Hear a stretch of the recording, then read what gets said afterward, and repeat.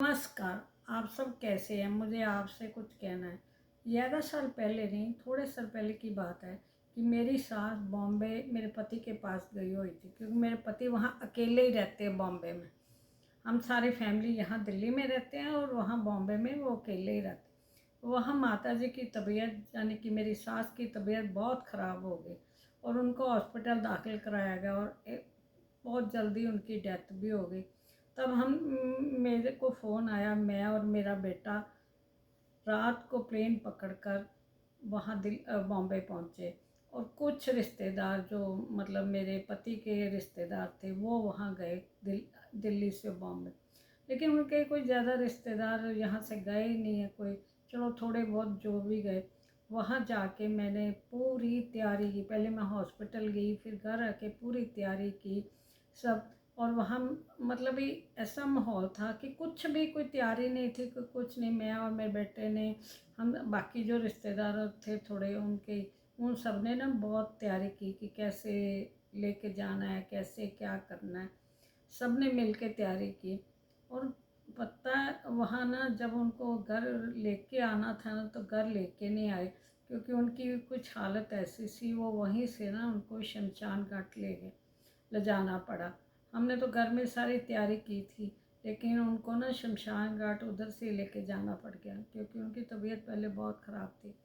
वहाँ भी बहुत सारे लोग इकट्ठे हुए, मतलब उनके जो रिश्तेदार थे थोड़े बहुत बॉम्बे में, या उनके दोस्त मित्र सब। और इधर मेरा बेटा मैं थे, तो इनके रिश्तेदार थे। तो मतलब जैसे ही मैं और मेरा बेटा रात के वेले जागे, सुबह पहुँचे, सारा वहाँ काम किया और घर फिर ना सब लोग घर में आए। तो घर तो उन्होंने वैसे ऑफिस बनाया था, 2 कमरे ही थे। एक बड़ा सा कमरा था, एक छोटा था, एक और पीछे थोड़ा सा छोटा सा था, और एक छोटी सी किचन थी। जहाँ उन्होंने ऑफिस बनाया हुआ था, बहुत पुराना सा मेज पड़ा था, पुरानी सी कुर्सी। सब लोगों को थोड़ी जगह थी, जहाँ जहाँ ना जगह मिली तो वो वहाँ बैठ गए। सब लोग अफसोस के मूड में बैठे हुए थे भी। सब लोग तो ठीक ही थे अपनी जगह पर, और मेरे को भी कोई जगह नहीं मिली। मैं उनकी जो ऑफिस की कुर्सी थी ना, वहाँ जाके बैठ गई। तो उन्होंने जब बड़ी दूर खड़े थे और मेरे पास आके मेरे पति देव ने पता क्या किया, मेरे को कुर्सी से एकदम उठाया और ऐसे थप्पड़ दिखाने लगे कि जैसे पता नहीं अभी मैं इसको मार ही दूंगा। और मतलब ये थप्पड़ लगाने की भी कोशिश की, थप्पड़ पास में भी लेके गए, थोड़ा सा लगाया भी। और मतलब ये सब लोग देख रहे हैं मेरी ज़िंदगी। इतना परेशान, मैं इतना परेशान, मेरे को आज तक ये पता ही नहीं लगा जब से मेरी शादी हुई है, ये आदमी मेरे ऊपर इतने अत्याचार क्यों करता है। मेरे कोई कुछ कहता है, बाकी लोगों को तो 100 रुपया देना होता है तो 1000 रुपया दे के आता है, लेकिन घर में इसको नहीं देना पैसा, या बच्चों को इसने कुछ नहीं देना। और मेरी इतना मतलब मेरे को ऐसे टॉर्चर किया गया, सब लोग ना मेरी तरफ देख रहे जैसे ना मतलब मैं पता नहीं कौन हूँ, क्या हूँ। मैं इतनी परेशान कि मैंने तो इतना आके सारी जो अपनी ड्यूटियाँ हैं बहू की पूरी की, सब किया। मैं तो आज तक सब रिश्तेदारों के लिए, सब लोगों के लिए अपनी पूरी ड्यूटियाँ करती रही। तब भी मैं सबसे ना मारी, क्योंकि जब घर का आदमी आपका इज्जत ना करे तो बाहर वाले तो आपका पहले घर ही तोड़ेंगे, आपको लूटेंगे, आपका जो तबाही करनी होती है ना वो करेंगे। मतलब मैंने तो ये देखा, मैं सिर्फ चुप ही रहती थी, क्योंकि मेरे को तो बच्चों को, मेरे ऊपर इतने अत्याचार आज तक हुए हैं ना, मैं कभी बोली नहीं, चुपचाप अपनी ज़िंदगी काटती रही कि ये जो करता है करता रहे, ये अपने कर्म भोगेगा, मैं अपने कर्म भोगूंगी, ये सोचकर मैं लेकिन उसने मेरे को लगा कि बड़ी सभा में इसने मेरे को इतना मतलब ये टॉर्चर किया और इतनी मेरी बेइज्जती की। मेरे बहुत परेशान, पर मैं तब रो भी नहीं सकती थी कुछ। मन तो मेरा बहुत भरा, मेरे को समझ ही नहीं आ रही थी कि मैं क्या करूं ना के। वहाँ दामाद भी कई खड़े थे, बहुत मतलब मेरा तो जो क्या नुकसान हुआ, उनका फ्रेंड सर्कल बहुत खड़ा था सब।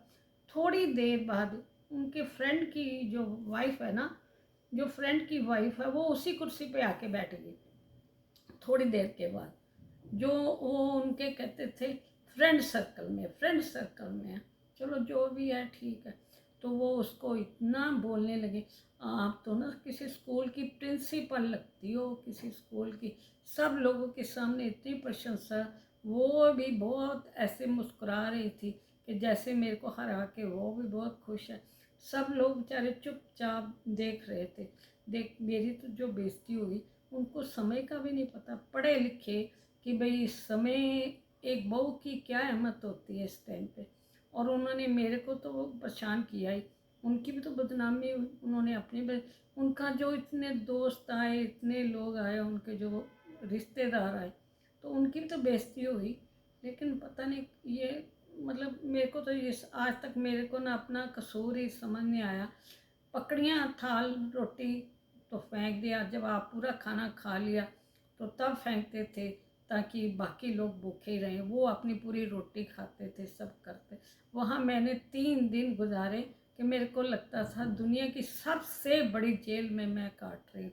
और मेरे तरफ जब क्रिया थी, सब लोग ऐसे देख रहे थे, ऐसे देख रहे थे कि वो लोगों को इतना भाव दे रहे थे, मेरे को सब लोग के साथ इतना नीचा दिखा रहे थे। मैं तो आपको बता ही नहीं। जैसे ही क्रिया हुई, मैं वापस दिल्ली के लिए आ गई। आप प्लीज़, आप लोग भी पढ़े लिखे हो या नहीं भी पढ़े लिखे हो, तब भी आप समय की अहमियत सोचिए कि दूसरा भी इंसान है, कोई भगवान तो है नहीं, उसको भी दुख लगता है। आप उसकी इंसल्ट कर रहे हो तो आपकी इंसल्ट भी होती है। इसलिए ना कोई भी काम घर में आप जो करते हो कर, लेकिन उस दिन उनकी तो बेइज्जती हुई, मेरी तो जो हुई। लेकिन ना मेरे को उस दिन बहुत दुख लगा, बहुत दुख लगा। मैं आपको बता ही नहीं, आप किसी की बेइज्जती मत करना।